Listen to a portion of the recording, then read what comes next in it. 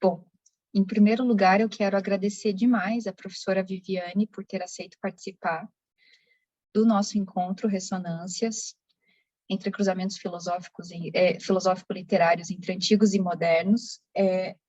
Agradeço também por participar, sobretudo, da conferência de encerramento. Tenho certeza que a gente vai encerrar esses 2 dias com chave de ouro, né, a partir da palestra da professora Viviane. E eu quero dizer que a gente está muito feliz de te receber aqui, professora, e dizer também que a gente ficou extremamente interessadas e interessados na sua conferência. O título nos chamou muita atenção e ele tem essa carga, como a professora, a gente conversou antes, né?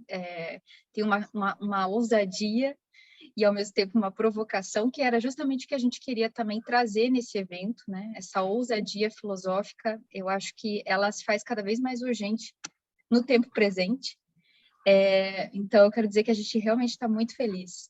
E eu vou apresentar, então, a professora Viviane e o assunto que ela vai trazer hoje, né, o título da conferência dela, para vocês entenderem também do que eu estou falando, sobre os insetos que não deixam a cidade dormir, por uma apologia de Assange.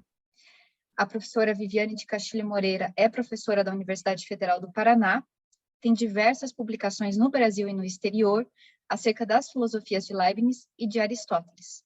Publicou recentemente o livro Contínuo e Contingência 1, Estrutura e Alçada da Lei de Continuidade na Lógica de Leibniz. Professora Viviane, mais uma vez, muito obrigada. A palavra é sua.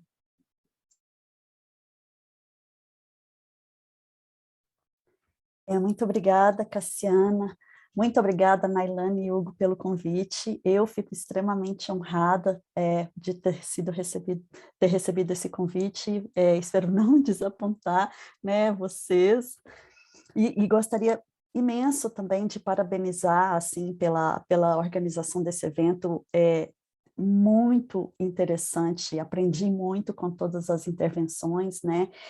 E como a Cassiana falou, é realmente muito importante esse tipo de interlocução, essas ressonâncias que desafiam o tempo, né? Eu acho que parabenizo demais, assim, vou falar de um tema tão difícil que me deixou, assim, até, digamos, aliviada de ver, assim, parece que é visível por essa iniciativa que a nova geração de pesquisadoras e pesquisadores no Brasil entendeu qual é o desafio e tem envergadura para enfrentar esse desafio. Isso deixa a gente assim muito confiante, né? Então, fico muito feliz mesmo. Bom, como a Cassiana já adiantou, eu achei realmente essa minha intervenção, ela não destoa, eu acho, das que foram feitas, né? Mas ela tem esse caráter mais assim de um manifesto, né? E quando a Cassiana entrou em contato, eu fiz 2 sugestões, eu falar do princípio de não contradição e fazer aquele trabalho mesmo de interpretação de texto, ou essa, né? Então, foi duas propostas, assim, diametralmente divergentes, né? E, enfim, não sei como é que a gente chegou a essa alternativa, mas o fato é que os eventos da semana passada, eu acho que até mostram a urgência que a Cassiana já salientou, e os eventos da semana passada também me obrigam a dar certas explicações aqui, porque eles abalaram tanto o texto que eu estava preparando, que eu pensei assim, eu não vou conseguir escrever esse texto, né? Eu não sei se está todo mundo sabendo, mas na semana passada, na sexta-feira, o Judiciário Britânico, em segunda instância, decidiu pela extradição do Assange, né? Então, eu estava, como é que eu vou dizer? Eu tinha visto uma apresentação do Roberto Bolzani no grupo Arcai, no podcast do Arcai sobre o Sócrates, e o Bolzani tinha chamado atenção para essa passagem da Apologia de Sócrates, em que o Sócrates se compara a um inseto, né, um inseto que fica lá no lombo do cavalo, picando, né, e o cavalo seria a cidade, picando sem deixar o cavalo dormir. eu tinha ficado muito encantada com a reconstrução do Bolzani, porque já li esse texto várias vezes, eu nunca tinha prestado atenção nessa passagem, e o Bolzani me fez ler com outros olhos, né, prestar atenção nessa comparação. E eu fiquei, quando a Cassiana, então, fez o convite, eu fiquei muito instigada a falar dessa que eu considerava analogia. E daí os eventos de sexta-feira, enfim, me abalaram profundamente e também abalaram o otimismo do meu texto, né? E aí eu passei assim, depois de fazer assim, enfim, decantar tudo que eu, todas as notícias, eu decidi que eu ia compartilhar com vocês o contraste do que eu tinha preparado com os problemas que eu passei a ver. E ao escrever esse texto muito confuso, né, eu fui enxertando coisas meio díspares assim ao longo do texto que eu já tinha meio escrito. No final eu cheguei a uma hipótese, né, que é a hipótese que eu vou propor então para vocês, que essa alusão ao inseto por parte do Sócrates não é uma analogia, né? Então, até porque o meu texto foi um texto que, então, eu terminei na terça-feira, né, diante de tudo isso, e não tive muito tempo para revisar, eu vou compartilhar a tela para vocês poderem me acompanhar, porque eu acho que ele está um texto muito confuso, assim, desse ponto de vista, né? Eu vou tentar, então, compartilhar a tela aqui.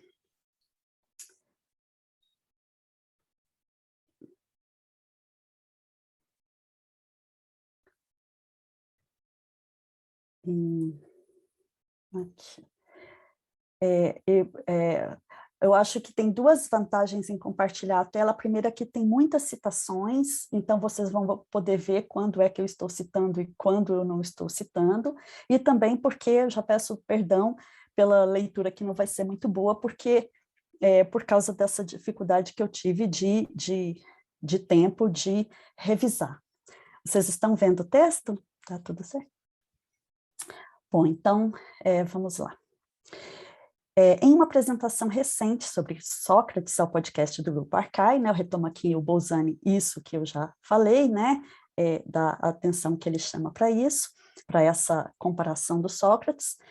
Então, vou pular esse primeiro pedaço, vou no meio do parágrafo ali. Refiro-me ao trecho 30d5, 31a7, né, o trecho ao qual o Bolzani se refere, em que, nos questionamentos que dirige à cidade, Sócrates se compara a um inseto que, mísero, desprezível, quase insignificante, aferra-se ao lombo de um cavalo grande de raça e, em sua pequenez, pica o remitente. O inseto não logra, é claro, sequer arranhar a integridade física do grande animal, mas tampouco lhe dá o sossego necessário ao sono profundo. Destaca-se nessa analogia um jogo de forças. De um lado, a força do inseto, que, embora mísero, é capaz de manter o cavalo tresnoitado. De outro, a força do cavalo, que pode esmagar o inseto com um mero abanar de cauda. Sócrates se reveste da imagem do inseto para alertar seus concidadãos sobre o risco que correm caso determinem sua morte. Então, quando eu comecei a escrever esse texto, eu estava muito encantada com a força do inseto, né? Mas, enfim, vamos lá. Neste momento, atenienses, longe de atuar em minha defesa, como poderiam crer, atuo na vossa, evitando que, com minha condenação, cometais uma falta para com a dádiva que recebeste do Deus. A dádiva é o próprio Sócrates, né? Se me matardes, não vos será fácil achar outro igual, outro que, embora seja engraçado dizê-lo, por ordem divina se aferre inteiramente à cidade como a um cavalo grande e de raça, mas um tanto lerdo por causa do tamanho e carente de um inseto que o pique. Parece-me que o Deus me impôs a cidade com essa incumbência de me assentar perto em toda parte para não cessar de vos despertar, persuadir e repreender um por um. Outro igual não tereis facilmente, senhores, mas se me crerdes, vós me poupareis. Bem pode ser que, irritados, como quem dormia e foi despertado, deis ouvido a ânito e repelindo-me, me condeneis levianamente à morte. Depois passareis o resto da vida a dormir, salvo se o Deus, cuidadoso de vós, vos enviar algum outro.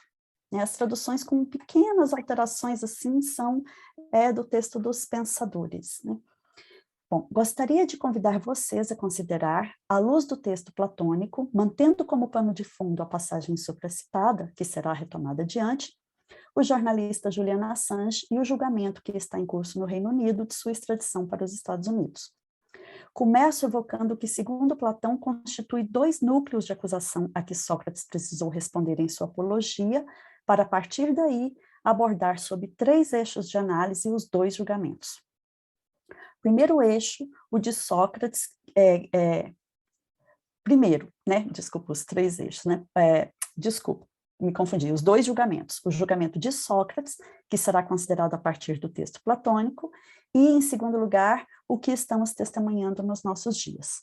Os 3 eixos a que aludi são as acusações recentes, as acusações antigas e a tecnologia de fabricação dos insetos.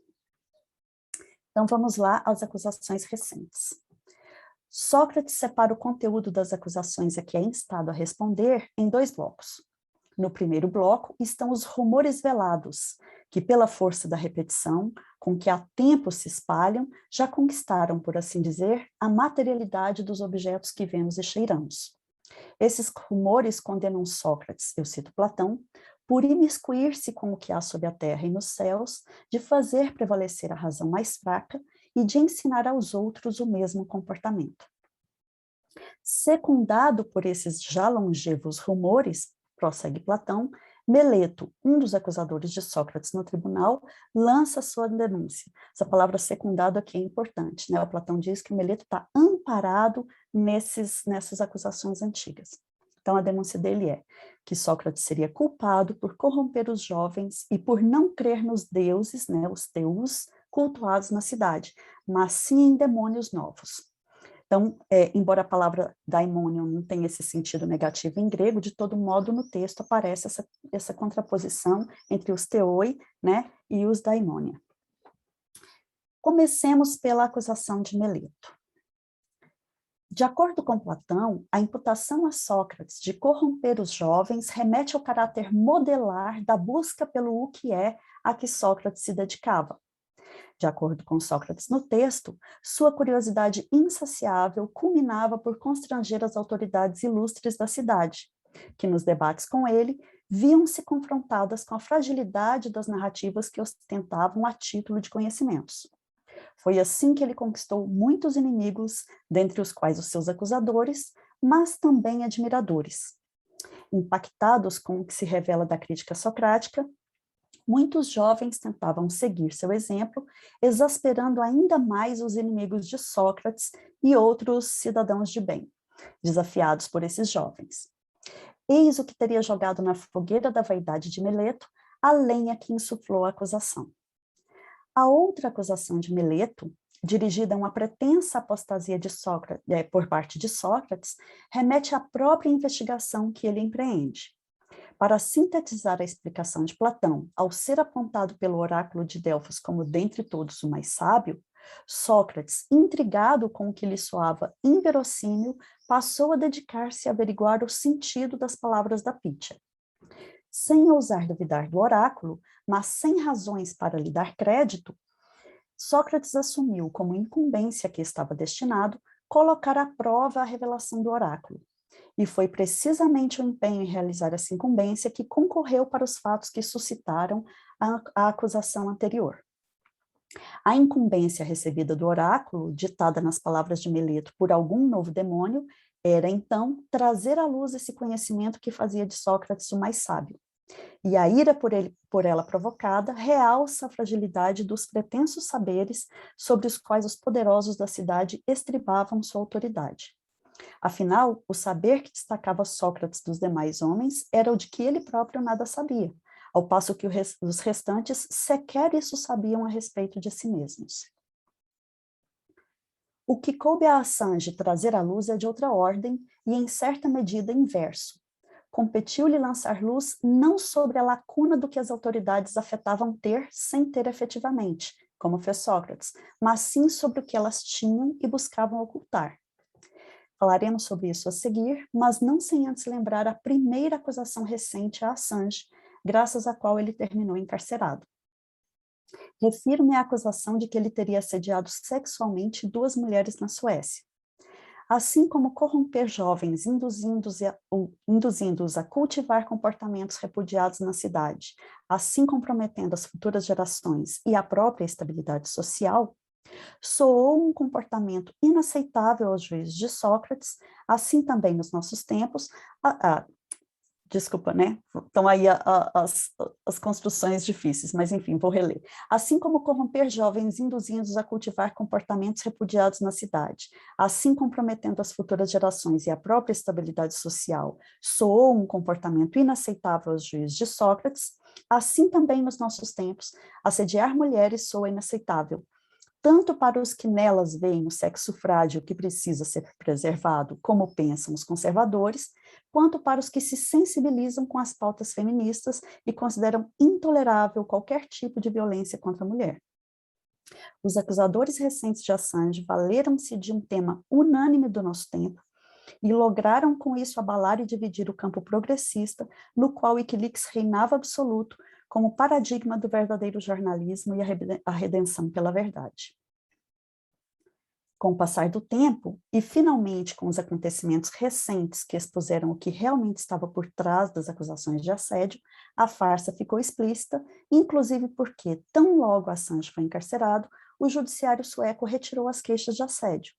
Mas o mal já estava feito, irreversível, porque aquele fantasma do assediador permanecia assombrando o imaginário da opinião pública e foi de grande ajuda para desviar os olhos da mídia da retirada de Assange pela polícia britânica da Embaixada do Equador, com a subsequente transferência para uma prisão de segurança máxima.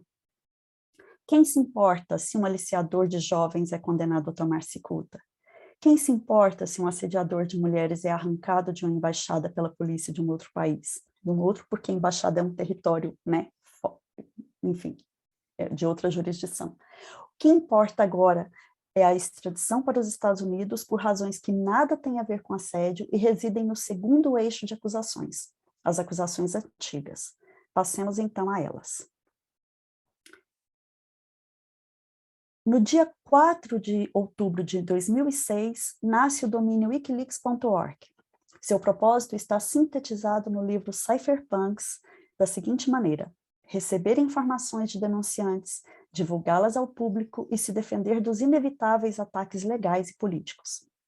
Na verdade, não se trata de informações quaisquer, trata-se de informações de interesse público exclusivo e inconteste. E não só isso, trata-se daquelas informações que as corporações que controlam os estados convém manter ao abrigo do conhecimento público.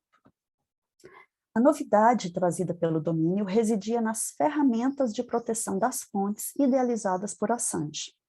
Os programas desenvolvidos e empregados pelo Wikileaks destinavam-se a garantir a quem desejasse denunciar crimes de Estado, mas se sentisse desencorajado pelas consequências previsíveis de suas denúncias, a proteção do anonimato. O Wikileaks, por seu turno, ao constituir-se como domínio jornalístico e, nesta medida, observar os protocolos jornalísticos, não infringia nenhuma lei. Ao contrário, realizava o trabalho que se espera de um veículo de imprensa, mantendo-se assim protegido pelas constituições dos países, ao menos dos que se jactam de democráticos, bem como pelos tratados internacionais. O trabalho do Wikileaks, portanto, sempre foi e permanece incontestavelmente legal. Evidência disso é que a novidade que ele trouxe foi rapidamente incorporada pelos veículos jornalísticos mundo afora.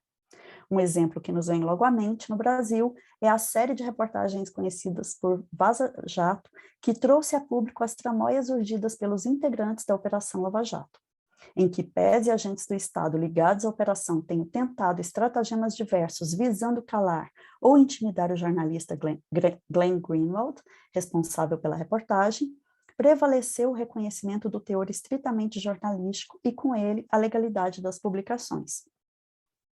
Voltando ao Wikileaks, 2 meses depois de sua fundação, o portal jornalístico publicaria, em 6 de dezembro de 2006, seu primeiro documento, Inside Somalia and the Union of Islamic Court. A publicação chamou a atenção da imprensa do assim chamado mundo livre para o Wikileaks.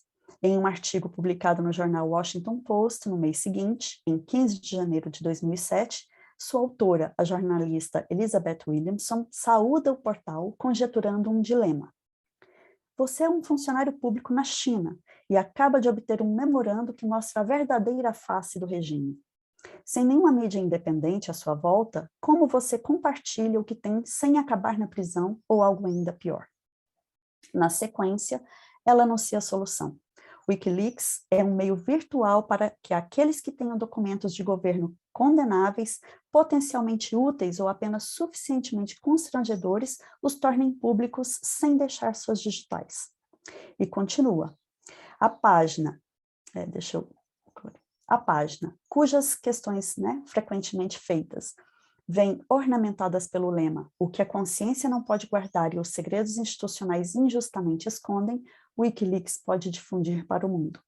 Visa regimes na Ásia, na África subsaariana e no Oriente Médio, mas não exclusivamente. A publicação que faz a estreia do Wikileaks não desmente Williamson. Afinal, nela, a grande estrela é um país da África subsaariana. Mas o que atrairá para o Wikileaks os holofotes de todo o planeta será a exposição dos bastidores das pretensas democracias mundo afora, notadamente da que se autoproclama a maior delas, os Estados Unidos da América. De fato, 3 anos depois, em 3 de abril de 2010, o Wikileaks sacudiu o mundo com o famigerado vídeo Collateral Murder, ou assassinato colateral.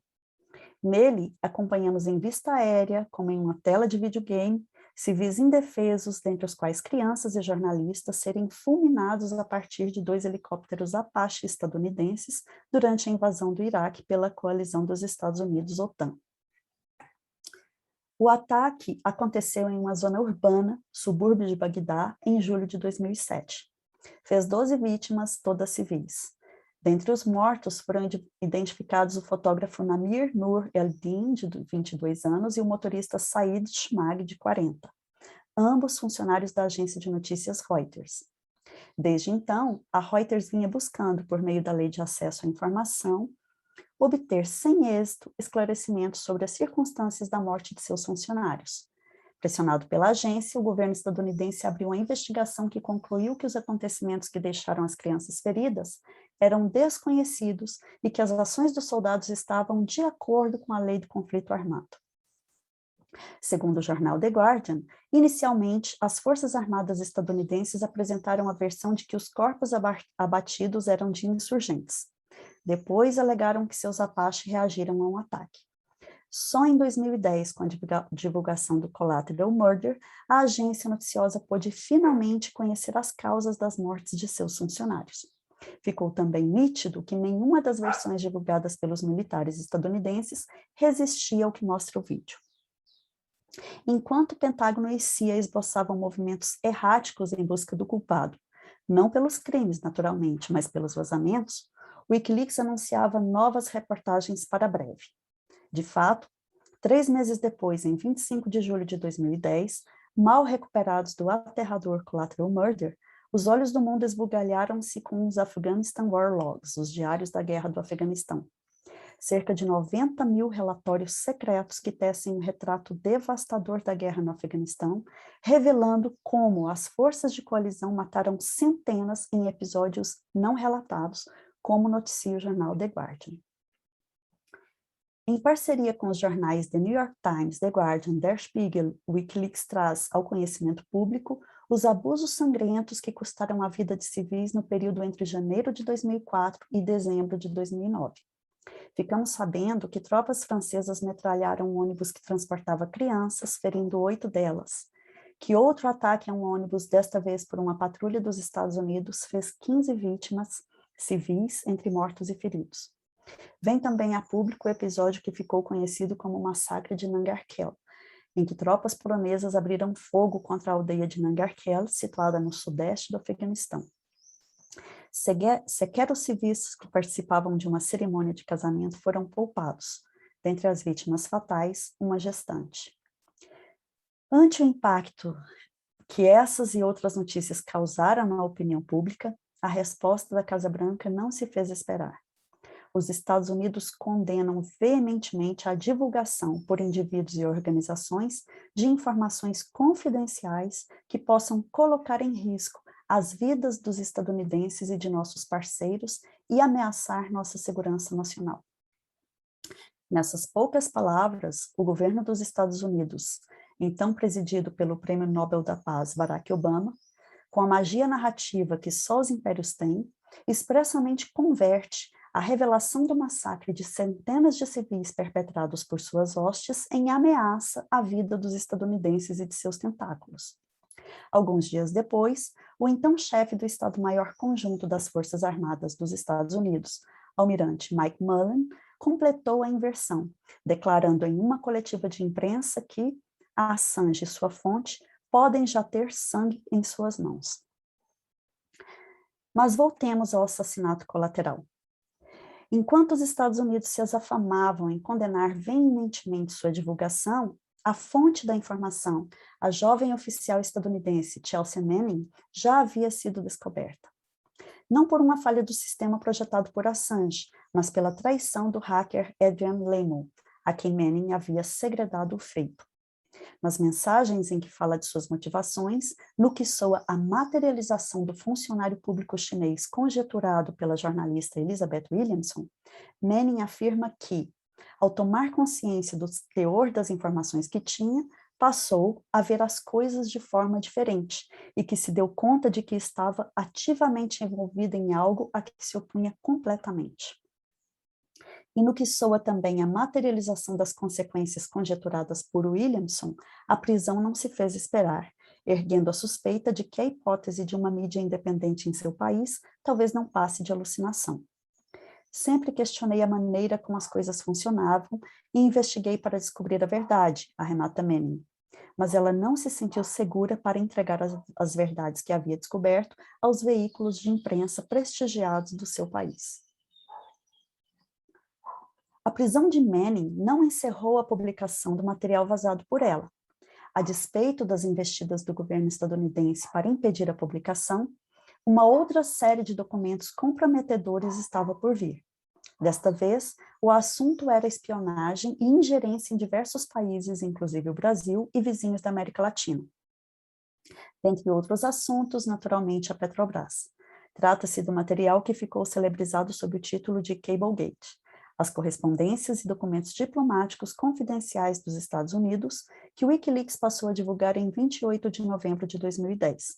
Aliás, foi em reconhecimento aos benefícios que a verdade sobre essa espionagem empreendida pelos Estados Unidos mundo afora trouxeram para o povo equatoriano, que o então presidente do Equador, Rafael Correa, atualmente alvo de perseguição judicial implacável no seu país, concedeu asilo político e cidadania equatoriana a Julian Assange. 4 meses antes da divulgação, em agosto de 2010, os jornalistas Kim Zetter e Kevin Poulsen já antecipavam o Cablegate e reverberavam o palpite de Manning de que Hillary Clinton, já citada e então secretária de Estado de Barack Obama, à época presidente dos Estados Unidos, e milhares de diplomatas nos 4 cantos do mundo ficariam à beira de um ataque cardíaco ao acordar de manhã e ver suas conversas expostas.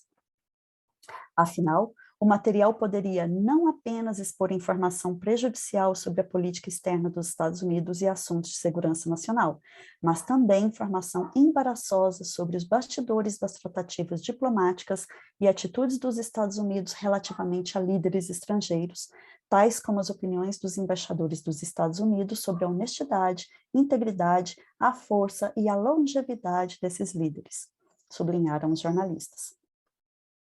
Ora, não convém que os olhos e ouvidos do rei sejam eles mesmos vistos e ouvidos.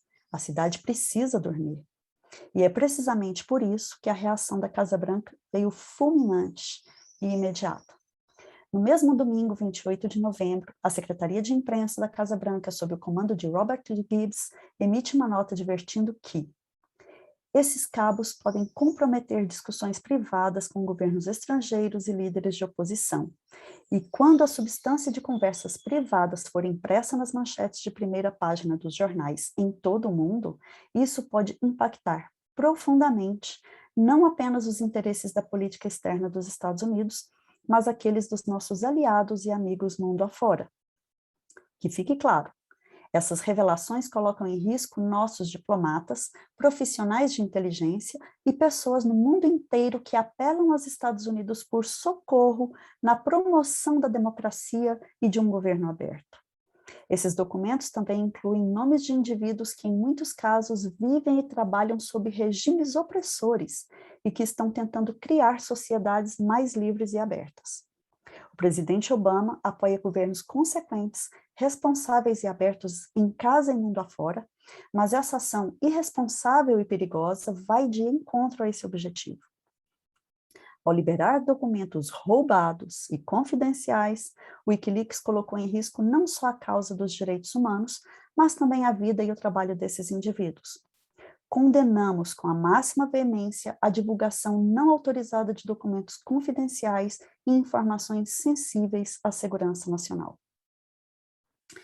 A fronteira foi demarcada com precisão. Do lado de cá, os deuses da cidade, nossos interesses e os interesses dos nossos aliados e amigos, que personificam os interesses das sociedades mais livres e abertas e da causa dos direitos humanos. Do outro lado, os novos demônios, que por pretender fazer prevalecer a razão mais fraca, podem impactar profundamente aqueles interesses. Portanto, que fique claro, em nome dos deuses da cidade, da democracia e de um governo aberto, é imperioso manter longe do conhecimento público os registros do que conversamos e tramamos com os nossos aliados e amigos, mundo afora. Assim sendo, condenamos com a máxima veemência a divulgação de documentos, afinal, roubados por esses novos demônios. As corporações de imprensa entenderam o recado. Nas notícias divulgadas pelos veículos noticiosos, o portal, até então tratado como igualmente noticioso e já reconhecido com prêmios jornalísticos de prestígio, passa a receber cada vez mais alcunhas como portal de vazamento e mesmo portal vazador. Joe Klein, um articulista da Time, destaca-se no coro que, como já cantava Rossini, em homenagem a Priscilla, leggermente dolcemente incominci a sussurrar, né? E o refrão é que Assange é um criminoso e é ele quem deve ir para a cadeia. Em diametral oposição, o repórter investigativo e editor do portal FAIR, Jim Naureckas, rebate que o Wikileaks não vazou nada. Segundo ele, Julian Assange não vazou nada e nem sequer pode, porque não teve acesso a documentos confidenciais. Alguém ou alguém de fato teve esse acesso, vazou esses documentos para o Wikileaks de Assange. E enquanto uma organização jornalística, o Wikileaks tornou-os acessíveis ao mundo, tanto diretamente quanto por meio de outros parceiros midiáticos.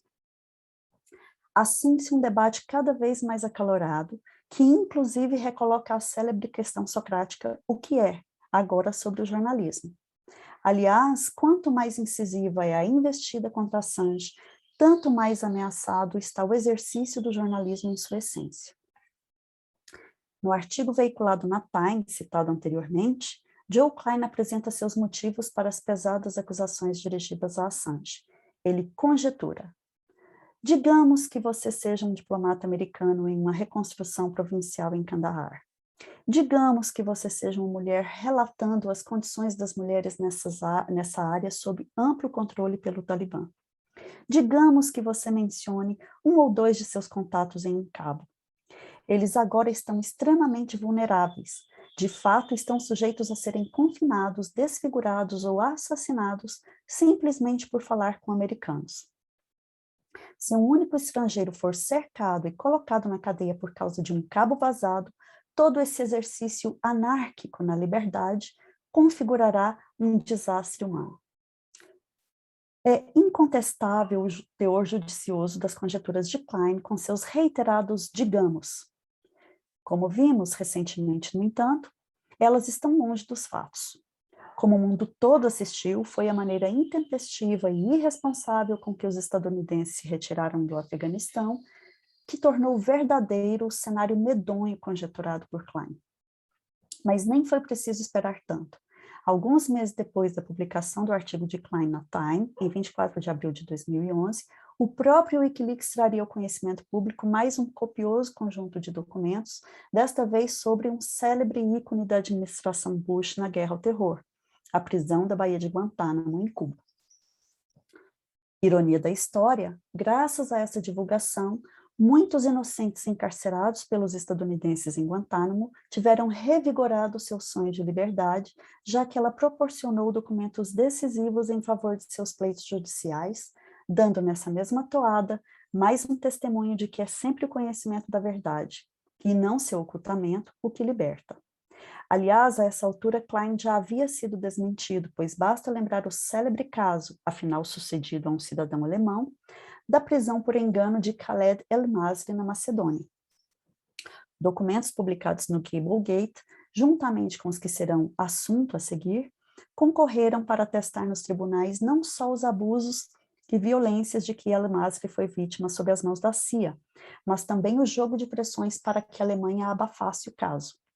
Esses documentos tiveram um papel crucial na atuação jurídica da defesa de El-Masri, que finalmente logrou a vitória em seu pleito por reparação. El-Masri é uma das testemunhas de defesa de Assange. Mas voltemos a Guantánamo. Essa prisão, assim como as guerras já mencionadas precedentemente do Afeganistão e do Iraque, dentre outras, fazem parte do arsenal de medidas que George Bush, então presidente dos Estados Unidos, passou a adotar em resposta aos ataques de 11 de setembro de 2001, que as torres gêmeas do World Trade Center simbolizam. Outra dessas medidas, que não será tratada aqui, mas que merece menção, é a Lei Patriótica, assinada em 26 de outubro do mesmo ano, que culmina por restringir uma série de direitos e garantias aos próprios cidadãos estadunidenses, flexibiliza restrições de espionagem estatal e abre caminho para um controle cada vez maior dos restantes países, sob o pretexto de combate ao terrorismo. Já no ano seguinte à promulgação da Lei Patriótica, a base naval se converteu em um verdadeiro campo de concentração, reservado àqueles que as agências de segurança estadunidenses categorizassem sob o rótulo de terroristas, indivíduos considerados de alta periculosidade que configurassem grave ameaça à segurança dos Estados Unidos. Sob esse rótulo, chegaram em Guantánamo, em 2002, os 20 primeiros prisioneiros capturados no contexto da invasão do Afeganistão, iniciada em outubro de 2001, contrariamente à recomendação da ONU, que não havia autorizado a invasão do Iraque. Desde seu início, o campo de concentração de Guantánamo foi alvo de fortes críticas e, apesar de todo o controle da informação sobre o que sucedia por trás de seus muros, as notícias terríveis que de lá provinham, com destaque aqui para o notável trabalho do jornalista Andy Worthington, tornavam cada vez mais insustentáveis as narrativas acerca da periculosidade de grande parte de seus detentos e em favor da arbitrariedade de seus métodos. Aliás, em 2007, o Wikileaks já havia divulgado um documento que contribuía para minar essas narrativas. Tratava-se de um manual de 238 páginas, datado de março de 2003, dirigido aos agentes prisionais de Guantánamo, com recomendações de procedimentos padrão, os Standard Operating Procedures, que nada mais eram que instruções para humilhações, ações abusivas e tortura. As novas revelações do Wikileaks, conhecidas como Guantánamo Files, arquivos Guantánamo, com os arquivos detalhados de 765 dos 779 prisioneiros do campo de concentração, expõem com a riqueza de detalhes assustadora as semelhanças entre o que os Estados Unidos fazem e o que acusam seus desafetos de fazer. A propósito, vale lembrar aqui dois acontecimentos recentes enquanto Assange permanece encarcerado em Belmarsh. O primeiro, o Prêmio Nobel da Paz deste ano, concedido a 2 jornalistas alternativos por reportagens contra governos inimigos dos Estados Unidos, né? Um inimigo e um mais ou menos, né? Amigo por baixo dos panos. E, portanto, da democracia, dos direitos humanos, enfim, dos deuses da cidade. Apesar de, paradoxalmente, gozarem de liberdade e continuarem realizando seus trabalhos. O segundo, a Cúpula da Democracia, iniciativa do presidente dos Estados Unidos, Joe Biden, que reúne representantes de países alinhados com o império que são, por isso mesmo, democracias. A cúpula teve início um dia antes do judiciário britânico aprovar em segunda instância a extradição de Julian Assange para os Estados Unidos. Voltando a Guantánamo, os arquivos divulgados dão testemunho não só da fragilidade de boa parte das acusações que havia contra os detentos e do modo como eram tratados no interior de Guantánamo, mas também dirigem os holofotes para outros desdobramentos macabros das ambições internacionalizantes preconizadas no título 3 da Lei Patriótica. As prisões clandestinas que os Estados Unidos passaram a usar mundo afora, do Egito à Tailândia, da Polônia ao Afeganistão. Nessas prisões mantidas longe das vistas do mundo, os documentos publicados pelo Wikileaks evidenciavam abusos e violações de todas as ordens. Ilustração dessas prisões é o caso de Abu Zubaydah, capturado no Paquistão em março de 2002. Documentos dos arquivos Guantánamo atestam que, depois de passar 4 anos e meio em prisões secretas da CIA, em lugares como a Tailândia e a Polônia, onde somente em agosto de 2002 ele foi submetido a afogamento controlado em 83 ocasiões, Zubaydah foi transferido para Guantánamo com mais 13 prisioneiros de alto valor em setembro de 2006. Os depoimentos de todos esses prisioneiros foram posteriormente considerados suspeitos, visto terem sido obtidos sob tortura. Outra ilustração é Ibn al-Shaikh al-Libi, um dos mencionados nas histórias que Zubaydah forjava nos depoimentos regados à tortura. Al-Libi, que era emir do campo de treinamento militar em que Zubaydah trabalhava como guardião, foi por este acusado de envolvimento com o Talibã. A realidade era que, bem ao contrário, a Líbia havia interditado a utilização pela Al-Qaeda das instalações do campo sob seu comando, que precisamente por isso terminou fechado pelo Talibã. A Líbia, mesmo assim, figura nos documentos de Guantánamo como o comandante militar de Bin Laden em Tora Bora. Logo depois de sua captura, em dezembro de 2001, Al-Libi foi levado pela CIA para o Egito, onde, sob tortura, confessou falsamente que agentes da Al-Qaeda tinham se encontrado com Saddam Hussein para negociar a aquisição de armas biológicas e químicas. Al-Libi negou essa mentira depois, mas ela mesmo assim continuou sendo usada pela administração Bush para justificar a invasão do Iraque em março de 2003. Qualquer semelhança com editoriais de jornais e jornalistas brasileiros que continuam a se referir a Lula como culpado, mesmo depois da suspeição do juiz ter sido reconhecida pela Corte Suprema e todos os processos contra ele terem sido anulados, não é mera coincidência, é a mesma antiga, certeira tecnologia. Voltando a Al-Libi, ele nunca foi enviado para Guantánamo, embora a certa altura, provavelmente em 2006, a CIA o tenha enviado à Líbia, onde foi preso e acabou morrendo por alegado suicídio em março de 2009, em circunstâncias pouco esclarecidas. Graças ao Wikileaks, esses oráculos dos novos demônios, da razão mais fraca, pôde-se constatar que casos como esses não eram raros. É o oráculo, esse oráculo dos novos demônios. Prisões secretas feitas com base em confissões falsas forjadas sob tortura revelaram-se um dispositivo amplamente empregado pelos Estados Unidos nos mais diversos países. Para não falar das prisões por engano ou de pessoas inocentes vendidas aos Estados Unidos em troca de recompensas. A divulgação dos documentos proporcionou um auxílio inestimável para os advogados dos prisioneiros, que então tiveram acesso à informação relevante para a defesa de seus clientes, obviamente sonegadas pelo governo dos Estados Unidos. Também graças ao Wikileaks, foi possível robustecer com mais informações os levantamentos de jornalistas e entidades de direitos humanos sobre as crianças e os jovens aprisionados em Guantánamo sob acusações frágeis. Uma dessas crianças era Romant El-Garani, felizmente já liberto à época das revelações do Wikileaks, depois de passar 8 anos encarcerado. Ele contava 14 anos de idade quando foi capturado no Afeganistão em 2001 e levado para Guantánamo, onde permaneceu, inclusive sofrendo tortura, até 2009.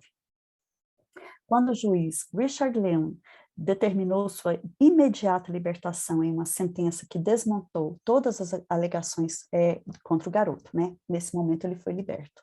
O Wikileaks tornou públicos, com uma dolorosa cornucópia de detalhes e imagens, os documentos sobre El Garani e outros 27 garotos que haviam sido encarcerados em Guantánamo. Paro por aqui a consideração dos atos de governos imperiais e grandes corporações em prejuízo de populações civis e da soberania de países que, graças ao Wikileaks, vieram a público. Afinal, o rememorado acima basta para mostrar que por trás dos golpes, dos massacres, das torturas, dos estupros, dos infanticídios, da espionagem, não estava a China como preconizava Elizabeth Williamson, a artista do Washington Post que havia celebrado a fundação do Wikileaks, e nem qualquer outro dos países pintados pelo Ocidente como ameaças aos valores dos deuses da cidade, a democracia, a liberdade, os direitos humanos, enfim, a civilização. Não que esses países estivessem ausentes dos registros do Wikileaks, mas ou as denúncias de que eram alvo não logravam se abarbar com os crimes relatados nos episódios sumariamente descritos acima, ou eles figuravam apenas como palco da destruição perpetrada por seus algozes, como testemunham os diários da Guerra do Afeganistão e os registros da Guerra do Iraque.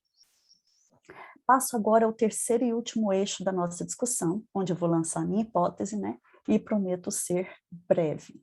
Realmente eu já estou terminando. A tecnologia de fabricação dos insetos. A tecnologia de fabricação dos insetos tem um aliado decisivo nas acusações antigas, e talvez até se confunda com elas. Em sua apologia, Sócrates detalha essa aliança em 18b1 e 4, com as seguintes palavras. Embora longo, o trecho falaria dessas coisas com muito mais clareza do que eu, então eu vou ler o texto do Platão. Muitos acusadores têm junto de vós há muitos anos que nada dizem de verdadeiro. A esses tenho mais medo do que os da roda de âmbito, embora esses também sejam temíveis. Mais temíveis, porém, são aqueles primeiros, que, encarregando-se da educação da maioria de vós desde meninos, fizeram-vos crer com acusações inteiramente falsas que existe certo Sócrates, homem instruído, que estuda os fenômenos celestes, que investigou tudo que há debaixo da terra e que faz prevalecer o discurso mais fraco. Por terem espalhado esse boato, atenienses, são esses os meus acusadores temíveis, porque seus ouvintes acham que os investigadores daquelas matérias tampouco creem nos deuses. Ademais, esses acusadores são numerosos e vêm acusando há muito tempo. Mais ainda falavam convosco na idade em que vocês eram mais crédulos podíeis ser, quando alguns de vós erais crianças ou jovens e a acusação era feita à inteira revelia, sem defensor algum. De tudo, o que tem menos sentido é não se poderem dizer nem saber os seus nomes, salvo quando se trata, porventura, de algum autor de comédias. Os que por inveja ou malquerença vos procuravam convencer, mais os que convencidos por sua vez convenciam a outros, todos esses são os mais embaraçosos. Nem sequer é possível citar aqui em juízo nenhum deles e refutá-lo. O defensor é inevitavelmente obrigado a combater como que sombras, a replicar sem tréplica. Em conclusão, concordai comigo em que meus acusadores são de duas classes, os que acabam de acusar-me e os de antanho a quem eludi. Admiti também que destes me deva defender em primeiro lugar, pois que as suas acusações destes ouvido primeiro e muito mais que as dos últimos. Em seu As Nuvens, Aristófanes, que é o comediante,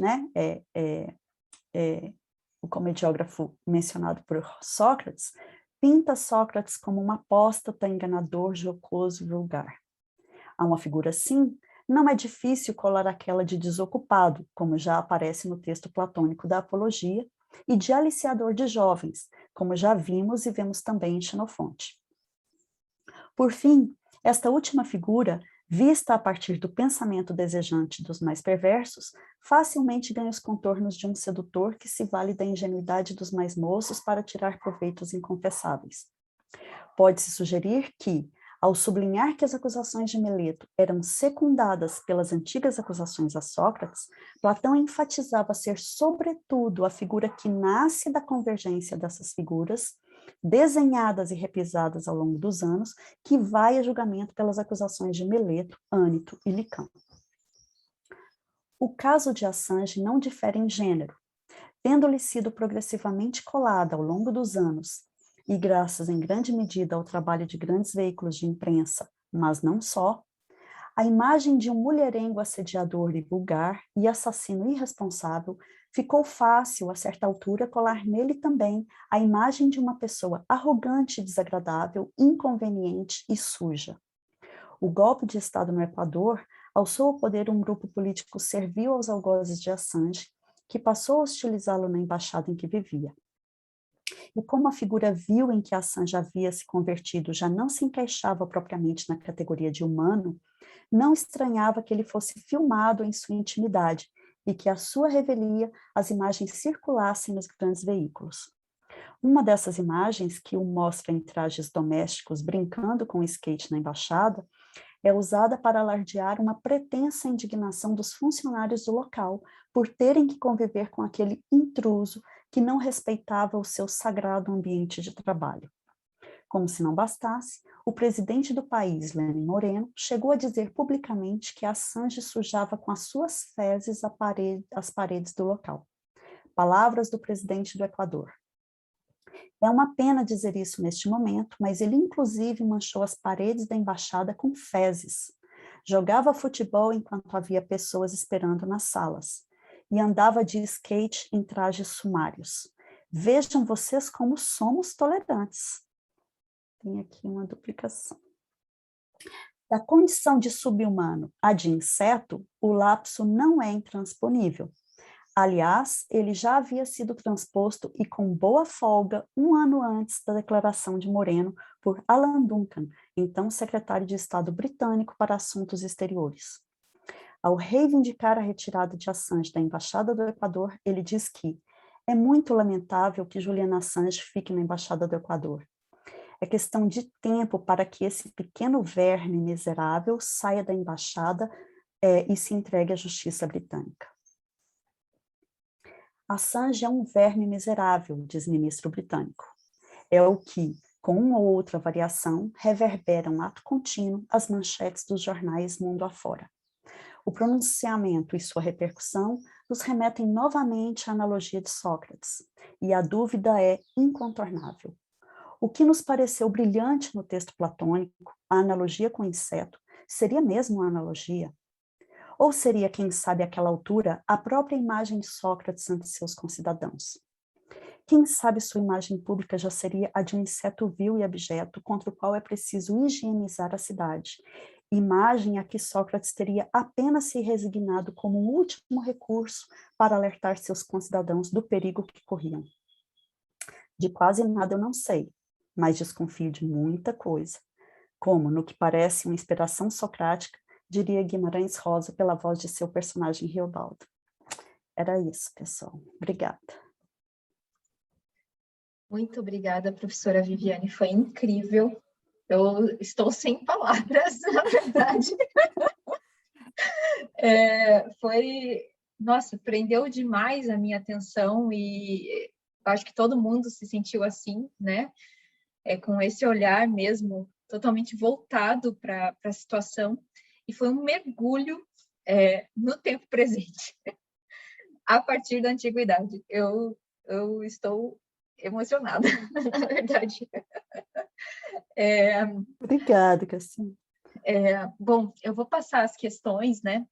O Hugo levantou a mão, depois o Rafael. Eu não sei se a professora Priscila tinha levantado também, eu não consegui enxergar ali. Mas, Hugo, por favor, fique à vontade para a sua questão. Agradeço demais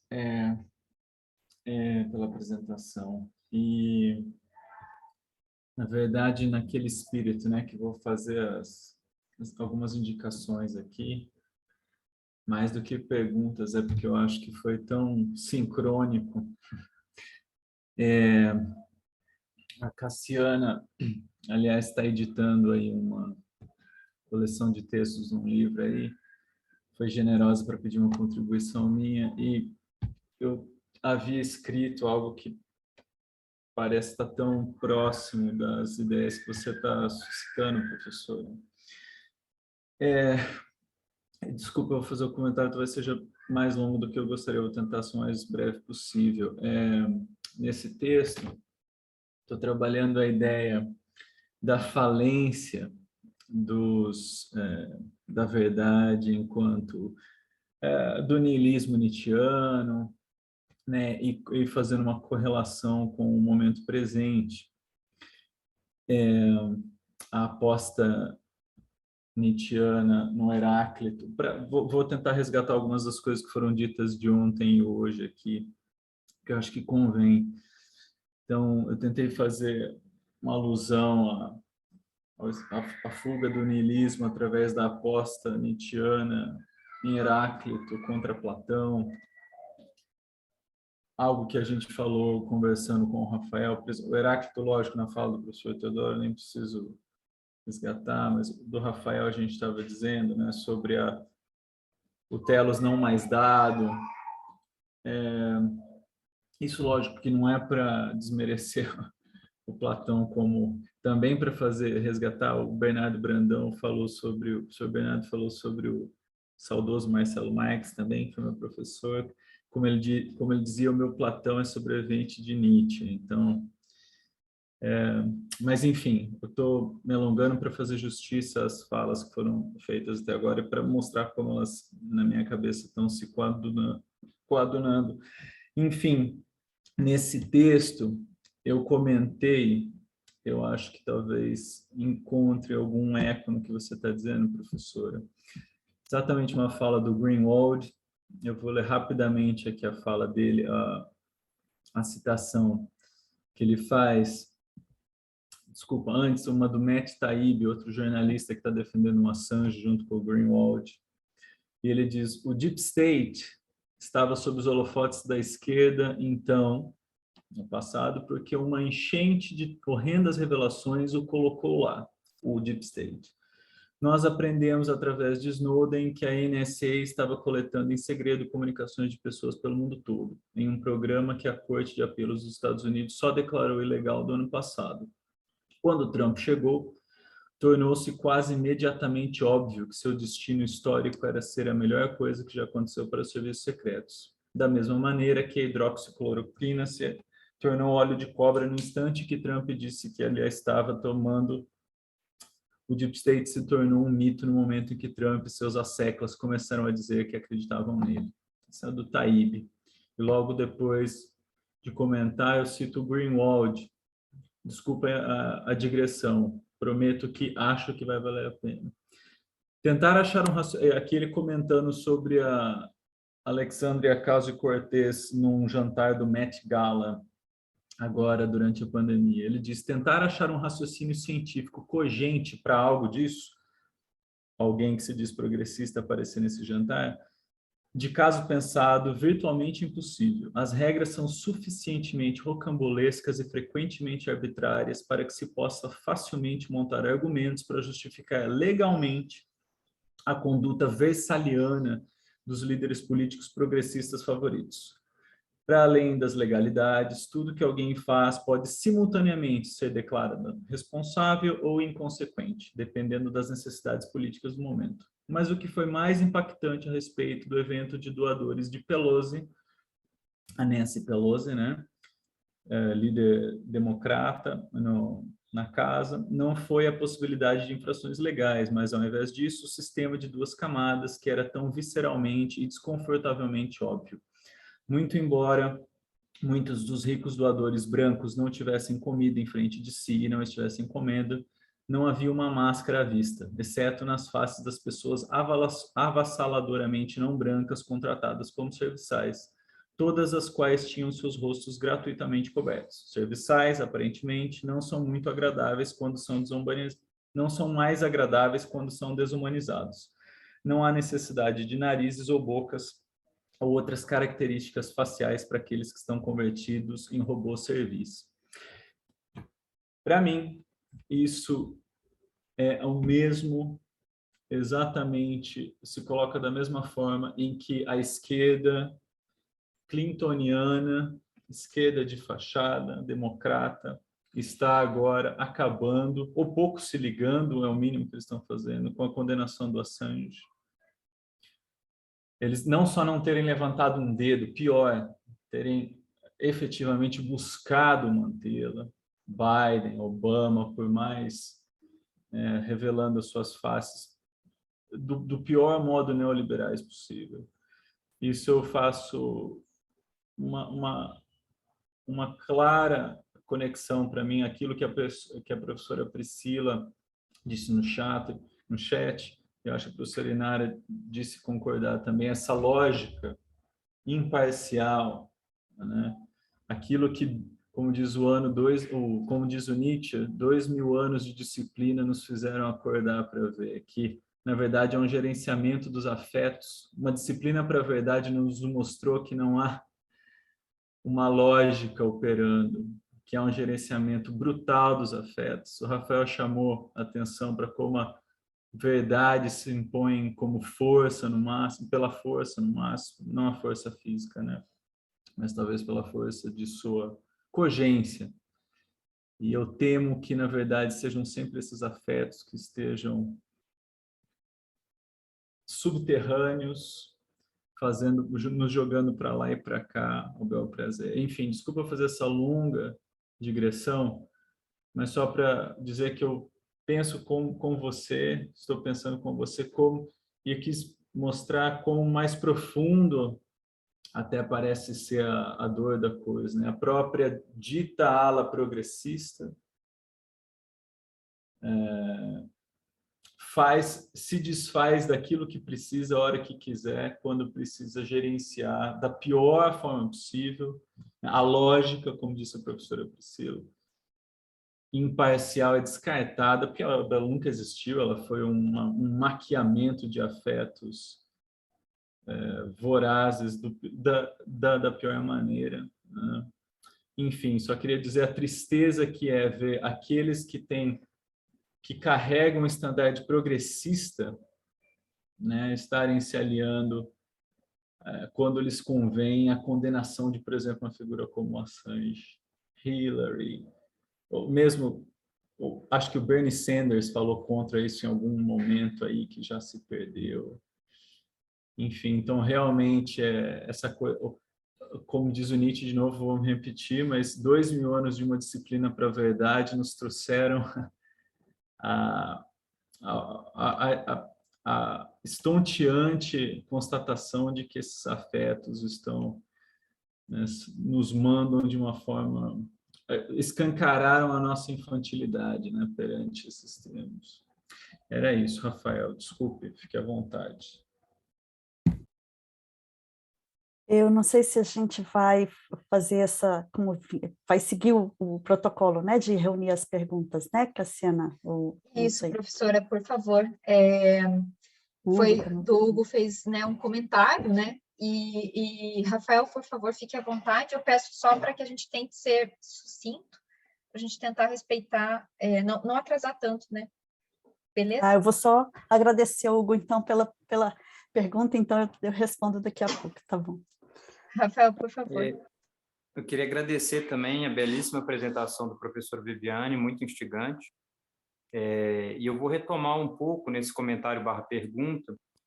Isso aqui, o Hugo aludiu no comentário dele, que apareceu na pergunta que o Gabriel me fez ontem, no final da apresentação, sobre os impactos, né, da concepção nietzschiana de verdade sobre alguns debates contemporâneos, e eu digo isso pensando nessa, digamos, veia meio cálices de que a justiça, no final das contas, é o interesse dos poderosos, né? Isso aplicado à verdade, enfim, aplicado a todo um conjunto aí de normas de comportamento. Por que eu trago isso? Enfim, para fazer um pouco de papel de advogado do diabo, obviamente, correndo o risco de ser mal interpretado, porque, obviamente, enfim, eu concordo inteiramente com a sua apresentação do início ao fim, mas eu queria trazer a modelização para alguns aspectos, e eu vou usar figuras da antiguidade para isso, né? O Sócrates da Apologia, ele é pintado dessa forma. Enfim, e lá ele é uma representação proposta por Platão.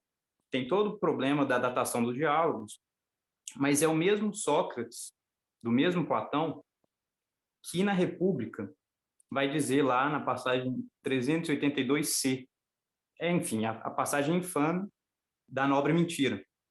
Né? Ele diz assim: assim, a verdadeira mentira é odiada tanto pelos deuses como pelos homens. E o interlocutor é também o que eu penso. E na sequência, e a mentira por meio da palavra, quando e para quem pode ser útil, de forma que não mereça ser odiada, com relação aos inimigos, porventura, ou algum dos denominados amigos, quando estes, num acesso de loucura ou de irreflexão, tentam praticar algum ato lesivo, poderá ser útil como medida preventiva? E nas fábulas da mitologia, a que referimos há pouco, por não sabermos como realmente se passaram os acontecimentos da antiguidade, acomodando do melhor modo possível a mentira com a verdade, faremos que aquela se torne útil. Então, eles estão pensando aí sobre a mentira útil, e na sequência eles vão debater o papel da nobre mentira, uma mentira que tem, digamos, fins políticos. Eu acho que esse é um tema muito complicado, de fato, mas quando a reflexão ela ganha esses ares de pensar nós por oposição a adversários, esse tipo de argumento que está sendo utilizado aqui na República, ele tende a ganhar uma certa precedência. E a meu ver, é como a mídia pinta, né? O Assange, ou pinta, enfim, sempre como esse outro, esse adversário, esse que tem que ser massacrado. E, enfim, obviamente, eu estou muito mais do lado desse Sócrates da apologia, que se coloca como essa espécie de vespa que não deixa a cidade dormir, né? Mas, ao mesmo tempo, eu fico me perguntando até que ponto essas figuras são tão claramente definíveis, sabe? Porque, mais uma vez, para usar uma figura da antiguidade, nesse discurso da apologia, quando ele acusa ali o Aristófanes, é o mesmo Aristófanes que, numa comédia, ridicularizou o Cleon, um demagogo, enfim, com propostas extremamente complicadas para Atenas da década de 20, e que, no final das contas, enfim, conseguiu denunciar algumas questões graves. Então, assim, o Aristófanes não necessariamente é a mídia de hoje, né? O Aristófanes talvez fosse, de certa forma, o Assange. Enfim, o que eu quero dizer é, a comparação me pareceu muito instigante, mas me parece que é preciso pensar em certos desdobramentos que são complicados, que eu não saberia nem, na verdade, dizer quais seriam essas complicações, mas eu só queria compartilhar, enfim, essas inquietações. Mas obrigado pela apresentação, foi muito instigante. Obrigada. Eu posso responder? Pode sim, professora Viviane, fique à vontade. Bom, então, começando pela do Hugo, eu acabei perguntando para a Cassiana, mas podia ter perguntado para o Hugo também, né, que também é organizador, né, sobre a condução.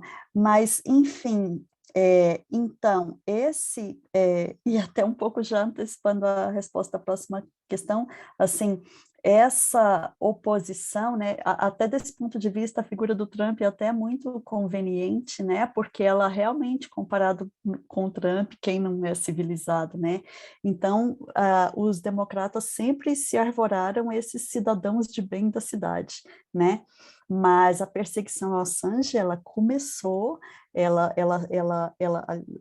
só não se consolidou no período Obama, porque os meios jornalísticos pressionaram o governo Obama, porque ainda não havia nenhuma maneira de dissociar o Wikileaks de um canal jornalístico. Então, condenar o Assange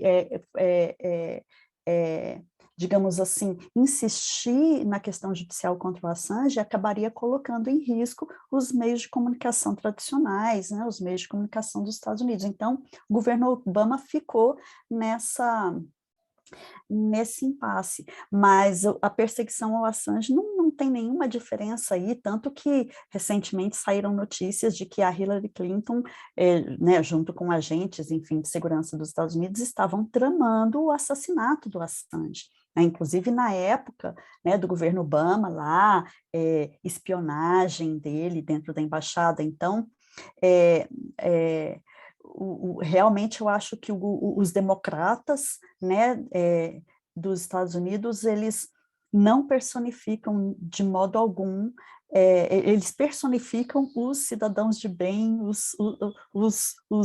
as autoridades da cidade, né? Salvo honrosas exceções, e eu suspeito que a Ocasio-Cortez não seja uma dessas exceções, né? O Bernie Sanders, acho que talvez. Então, eu diria assim que, na verdade, essas figuras, elas se revestem bem daquelas autoridades lá que querem esconder o que elas próprias fazem, né? Portanto, concordaria, Hugo, com o seu ponto, achei que foi o seu ponto central, assim, né? Dessa figura farsesca, né? Uma coisa é aquela aparência de civilidade, e mesmo essa postura mais feminista da Hillary Clinton, né? Mas o que eles realmente fazem é outra coisa bem diferente, né? E a outra questão, quer dizer, não sei se eu respondi a contento, mas passando para a questão do Rafael, e depois, se vocês quiserem acrescentar alguma coisa daí para eu completar, realmente, essa questão da legitimação da mentira, eu li até um texto bem recente que retoma esse ponto platônico, que é um texto do Alexandre Koyré, eu nunca sei se fala Koyré ou Koyré, mas enfim, eles se chamam, acho que ele se chama Ensaio sobre a Mentira, e que ele retoma justamente esse ponto do Platão, e ele usa essa chave para analisar o comportamento dos nazistas, né, como, assim, a base do nazismo, né, os apoiadores do nazismo, o Correio, na verdade, se pergunta, assim, por algo que é muito parecido com o que nós no Brasil estamos nos perguntando atualmente, que é, assim, como esses bolsonaristas, assim, falam as coisas mais absurdas, falam mentiras descaradas, né, e pronto, e tudo bem. Né, e o Corrêa vai usar essa chave do Platão para dizer, olha, eles não têm compromisso com a verdade, a mentira é um instrumento de guerra, e eles se veem em guerra contra nós, né, quem não é bolsonarista, enfim. Desculpa, eu estou confundindo o Corrêa comigo mesmo, né, o Corrêa está falando dos nazistas, né, eu estou falando dos bolsonaristas, enfim. Então, você sempre pode usar essa chave, e olha que essa chave esse procedimento, na modernidade, ele é usado fortemente por nazistas, por bolsonaristas, mas não só, né? De fato, tudo que você chamou a atenção é que lá o governo dos Estados Unidos, o governo imperial, né, a cidade, as autoridades da cidade, usam esse discurso, que usam também lá no julgamento do Sócrates, né? Agora, eu acho que o que é fundamental aí, desse ponto de vista, é que você, ao legitimar, você já tá estabelecendo um cenário de guerra, né, e usando a mentira em função disso. E toda a questão que eu acho que é a questão colocada pelo Wikileaks é que, nesse cenário de guerra, o Wikileaks, que estava aberto para a denúncia dos crimes de guerra de ambos os lados, resultou denunciar somente aquele lado que se colocava na condição de guardião dos valores dos deuses da cidade. Né? Então, aí me parece que, ainda que você possa recuperar na República, nesse contexto, algum lugar legítimo para mentira, até isso eu acho que o julgamento do Sócrates, o cinismo que o julgamento do Sócrates expõe, né, que eu tentei chamar a atenção aqui, esse cinismo se sobrepõe a esse argumento, porque parece que é como nessa guerra a gente visse a batalha da civilização contra a barbárie, mas o que é civilização é o que é pintado como barbárie, e o que é barbárie é o que é pintado como civilização. Né? Se você pensar, por exemplo, só para ilustrar o que eu estou falando, agora nessas iniciativas recentes dos Estados Unidos de financiar lá insurgências em Cuba por liberdade, gente, precisa de liberdade em Cuba, mas não é em Havana, né? Quer dizer, nem vou falar se é em Havana não, mas é muito mais em Guantánamo do que em Havana, né? Então, eu acho que ainda assim Eu não sei se você, na verdade, está satisfeito com essa resposta, mas ainda assim você tem um problema, né? Ainda assim você tem um problema, porque então os cidadãos, os homens de bem, digamos, os contemporâneos, os democratas, estão se valendo da mentira para se arvorar, defender valores que eles não defendem. Então, no final das contas, é a legitimidade deles que fica em questão, né? E acho que isso, de certo modo, o julgamento de Sócrates retomado nessa leitura, eu acho que mostra um pouco, né? Quer dizer, não sei se respondo, mas Não, acho que... Não, eu concordo, eu estou inteiramente de acordo com o que você disse, e acho que, de fato, essa passagem da República, ela foi muito apropriada pelo pensamento político estadunidense de fato, né?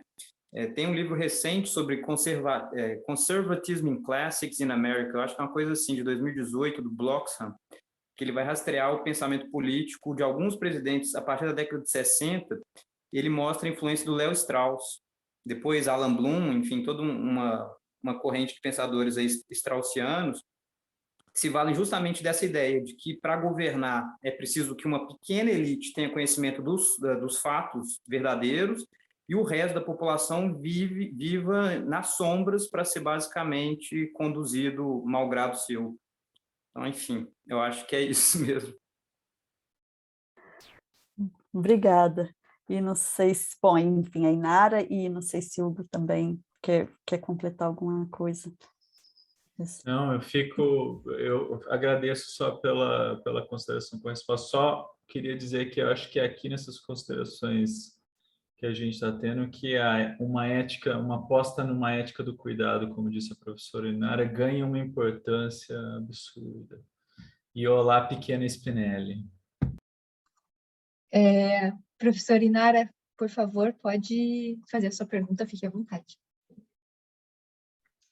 Então, na verdade, não é uma pergunta, é só participar aqui um pouco da conversa. É isso, assim, um pouco para reagir ao que o Hugo falou também, né, esse é o título, tá? Vou apresentar para vocês o título ali.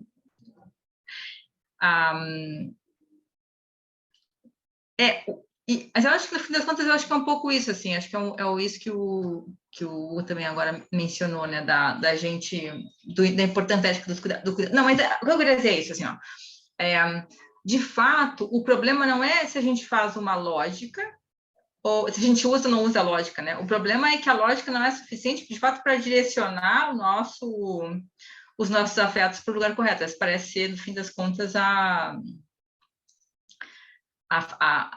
falta que parece haver, né, numa explicação puramente imparcial, porque a gente, no fim das contas, a gente reconhece que falta imparcialidade, né?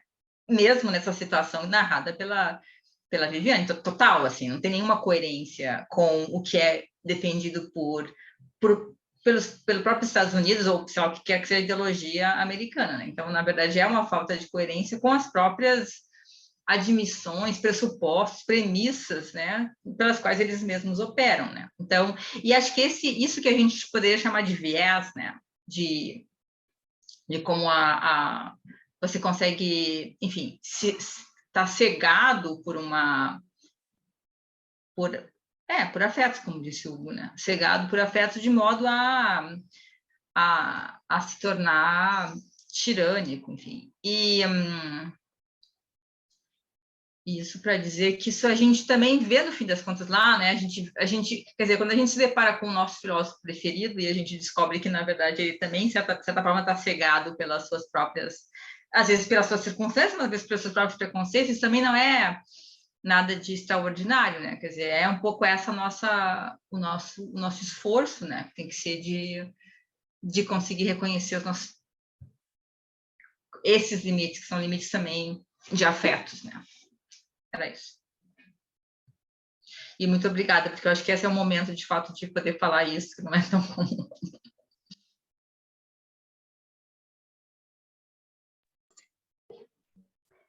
Posso responder? Pode, por favor, professora Viviane.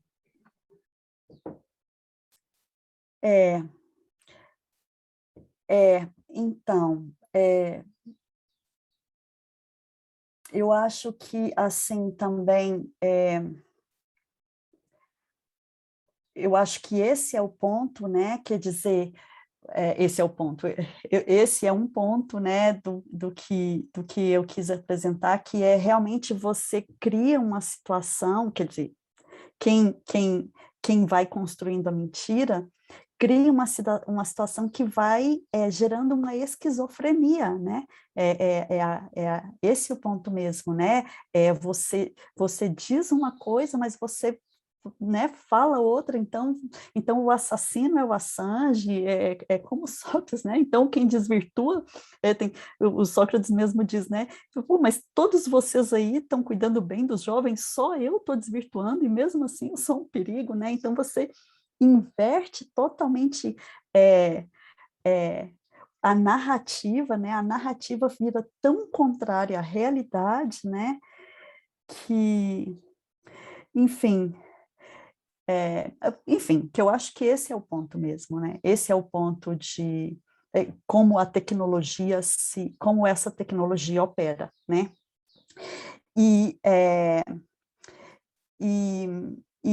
uma questão assim, justamente se a gente vir que desde os tempos, né, da apologia de Sócrates é assim, porque eu vou, né, concordo com o Rafael, você tem ali um texto construído pelo Platão, mas eu acho que talvez o que importe ali seja justamente essa desumanização que precede a eliminação, né? Acho que esse é o ponto, você só consegue eliminar bem se você legitima essa eliminação pela prévia desumanização, né? E essa prévia desumanização depende de toda essa esquizofrenia cínica, né? E eu acho que essa esquizofrenia cínica também vale muito dos afetos. Eu não sei se era nesse sentido, talvez, eu não sei se eu entendi bem a Inara, mas ela apela muito para sentimentos, assim, por exemplo, né? No caso do Sócrates, a desvirtuação dos jovens, no caso do Assange, o mulherengo. Então, o Sócrates cita o Aristófanes, e talvez nessa citação talvez não se faça muita justiça, mas o fato é que você tem vários veículos repercutindo em maior ou menor medida comprometidos com essa mentira, né? Então, eu me lembro, por exemplo, de um filme chamado Le Cinquième Pouvoir, sobre o Assange, o que é muito engraçado, porque esse filme, ele se reveste de uma laudação ao Assange, sabe? Mostrando, assim, o compromisso com os direitos humanos, olha, mas o gênio incompreendido, mas realmente o que você percebe, assim, é uma caricatura de uma pessoa grosseira, insuportável, inconveniente, suja, né? A ideia do sujo, né? Que também está um pouco ligada ao Sócrates, é muito forte, e é um filme que é uma mentira do início ao fim, né? Então, os veículos de jornal não são os únicos, eu mencionei aqui assim, porque neles é muito recorrente e tudo, né? Mas você vê mesmo, é uma coisa assim tão disseminada, que mesmo entre nós, por exemplo, na esquerda que está menos informada, tende a colocar o Assange na condição de vazador. E isso é uma das peças da acusação, porque a acusação o coloca na condição de vazador, porque como vazador você tem leis que legitimam o encarceramento, né? Então, muita gente celebra o Assange como um vazador, como um herói que está sendo perseguido pelos Estados Unidos, mas ao fazer isso, está fortalecendo o argumento do perseguidor, né? Então, mesmo assim, eu responderia assim, realmente o Aristófanes é um artista irreverente do seu tempo e tudo, mas não está isento por isso, né? Enfim, eu acabei misturando a questão da Inara com a questão do Rafael, e aí eu não sei se eu respondi a Inara, porque eu me centrei muito no cinismo, né? No discurso esquizofrênico, e não sei se eu entendi muito bem a questão, respondi bem ao comentário sobre os afetos, eu não sei, Inara. Professora Inara, quer comentar alguma coisa? Pode falar, por favor. Não, acho que foi, acho que sim, acho que na verdade foi mais um comentário mesmo, né? Da sua mesmo uma observação. Bom, eu gostaria de fazer uma última questão apenas, assim, para encerrar, né? Como que a professora Viviane acha que a gente pode... Porque, assim, nas políticas contemporâneas, a gente está usando muito a potência, por exemplo, da própria imaginação, né? E isso tanto para o bem quanto para o mal, e aqui você traz várias vezes essa questão do imaginário, né? E como de alguma maneira a gente incorpora essas imagens que são veiculadas de diversas formas, como que a gente pode romper com esse imaginário do sujo, né, daquele que vaza informações. Acho que o mesmo vale também para o Lula. Estava pensando muito na questão do Lula mesmo, e como isso vai ser complicado, né, como essa mobilização do imaginário vai ser, enfim, ela é catastrófica e talvez seja catastrófica nas próximas eleições, eu espero que não, e o quanto isso tem um peso ético e político muito forte. Então, se há uma alternativa, e qual seria a alternativa, talvez pelo próprio jornalismo, não sei, para romper com estas imagens e reconstruí-las de alguma maneira, se é que isso é possível. Essa seria a minha questão. Muito obrigada, Cassiana. Ai, não precisa me chamar de professora, imagina. Inclusive, somos colegas, né? Mesmo se não fôssemos, mas somos colegas, enfim. Então, eu estava pensando uma coisa enquanto você falava e me esqueci, mas eu vou lembrar. Mas, enfim, não sei, né? Uma tecnologia que está eficaz já faz, né, 2.000 anos, mais de 2.000, 2.500 quase. Não sei, a impressão que dá é que já demos um passo grande ao fazer o diagnóstico, né? Se bem que o Platão já tinha diagnosticado lá atrás. Mas não sei. Eu tenho a impressão que a gente é uma coisa meio assim de eterno retorno, sabe? A gente vai ficar, a humanidade de tempos em tempos vai lutar contra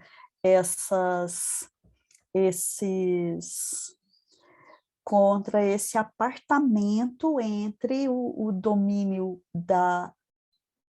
Eu não sei como chamar isso, né? Porque parece que a gente está sendo realista demais, mas o domínio da realidade e do discurso sobre a realidade. De alguma maneira é isso, né? É uma luta eterna. Eu tenho a impressão, né? Até quando eu falei, né, no meu entusiasmo com o evento de vocês e o quanto eu achei bacana, eu pensei assim, esse pessoal vai dar essa resposta. Mas, enfim, mas eu acho que só a gente não deve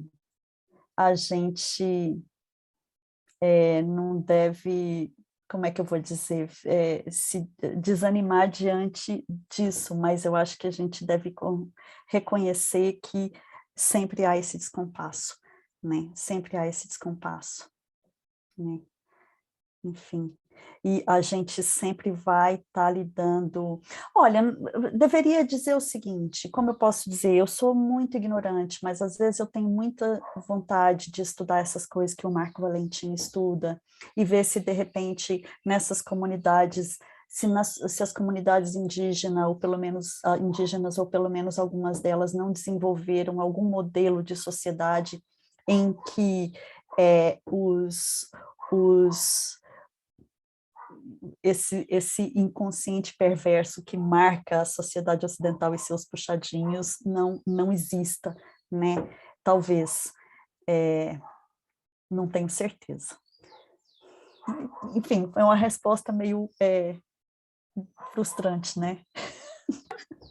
Não, de modo algum, de modo algum, eu acho que justamente isso, né? É ter noção dessa ambivalência, né? do discurso sobre a realidade e a realidade.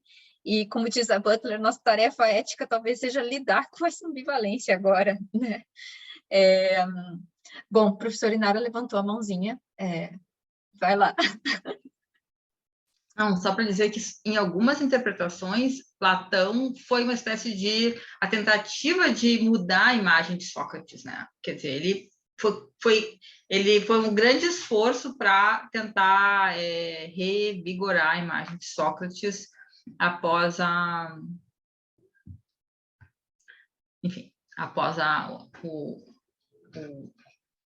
o julgamento. E talvez assim, talvez a gente e só por conta, enfim, dessa luta, né, da luta dessa disputa sempre inesgotável, assim, é que a gente pode preservar, enfim, alguma expectativa de futuro, né? Então, em todo caso, né? Se o futuro não é bom, eu espero que as coisas, de alguma forma, assim, em todo caso, essa situação do Assange se reverta, né? Que ela não termine do mesmo modo como terminou do Sócrates. Mas, como a gente não está, aparentemente, né? A gente não tem nenhum talismã contra, de fato, esses retrocessos absurdos, eles estão acontecendo todo o tempo, né? Então, acho que a gente só pode, enfim, aceitar a responsabilidade que a gente tem nesse processo, né? Ao menos nós não podemos retroceder, né? Nas nossas compreensões E acho que isso concordo com a Viviane, acho que em compreender, por exemplo, outras cosmologias, as indígenas, por exemplo, é muito importante para a gente. Elas têm muito a nos ensinar. Professora Viviane?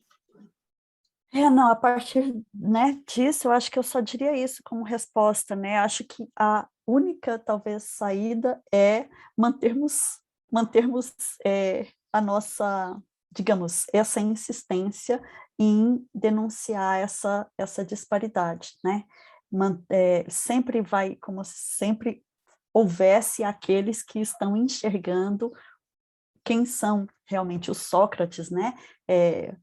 Tem sempre aquela parcela que tem algum discernimento para se fazer um pouco, criar um pouco de distanciamento do imaginário coletivo, né? E esses acabam recuperando, né? Como Platão, por exemplo, teve esse papel de recuperar a imagem do Sócrates, então que, digamos, contribuiu para que não herdássemos a imagem do inseto, né? Eu acho que é talvez o máximo que a gente possa fazer, né? E só queria dizer, lembrei o que eu ia falar, que é o seguinte, os hackers, eles são vistos também bem na nossa sociedade, né? Eles desempenham um papel, né, que se considera importante, etc. Então, insistir em que o Assange é jornalista não é desmerecer os hackers, mas é que o Assange não poderia estar submetido à legislação dos Estados Unidos se ele não for colocado na condição de hacker, porque ele não é um cidadão estadunidense. Então, os Estados Unidos não poderiam punir um hacker de um outro país, né? Não existe isso. Então, eles têm que, além de tudo, transformá-lo nessa figura que não é um jornalista, né? Que é uma coisa meio duvidosa, porque o hacker também pode roubar dados bancários para roubar mesmo, né? Então, ele fica nesse terreno nebuloso, mas também para, de certo modo, resgatar o jornalismo aliado dos deuses da cidade, né? E poder ter algum instrumento jurídico de acusação, né? Só queria falar isso, porque senão fica parecendo que a gente está falando contra os hackers e não é isso, né? Muito obrigada, professora Viviane. Não consigo não te chamar de professora. Eu ainda tenho essa dificuldade. Já conversei sobre isso com a prof. Inara, que estou para de chamar de professora. Ainda não consigo. Bom, eu quero agradecer demais, né? E dizer que foi realmente uma alegria estar com vocês nesses 2 dias. Foi para encerrar mesmo com chave de ouro o semestre, o ano. E eu estou extremamente feliz. Eu acho que Bom, para o Cosmopolíticas foi, de fato, um dos melhores eventos que a gente conseguiu organizar, e agradeço demais por todas e todos terem aceito participar, pelas pessoas que estão aqui também nos ouvindo, pelas intervenções, pelas perguntas, e agradeço muito também ao Hugo e à Nay por toda a ajuda na organização. Sem eles, o evento não teria saído assim, com essa bela estrutura. Muito obrigada, gente. Então, a gente fica por aqui e na expectativa de um Ressonâncias número 2, né? Ressonâncias o retorno, quem sabe? Esperemos que com a Assange livre. Esperemos. Gente, muito obrigada. Queria agradecer também as intervenções, todo mundo, tá? Muito obrigada. E agradecer mais uma vez pelo convite. Obrigada, professora Viviane. Vai lá, Ana. Eu queria agradecer e dizer que foi um prazer conhecer, né? Muitas das pessoas que estão aqui que eu não conhecia. Foi ótimo mesmo. Espero que a gente se reencontre. Eu também. Quero dizer que foi ótimo mesmo, e um prazer e tudo muito instigante, assim, muito para a gente ficar pensando. Quero ver depois divulgar isso tudo para a gente poder rever algumas coisas. Bota lá no YouTube da vida para a gente poder, e depois, né, dar o link para as pessoas assistirem, porque foi muito legal mesmo. Abraço, gente. Muito obrigada. Obrigada. Eu agradeço aí todo Obrigada, mundo. gente. Obrigado.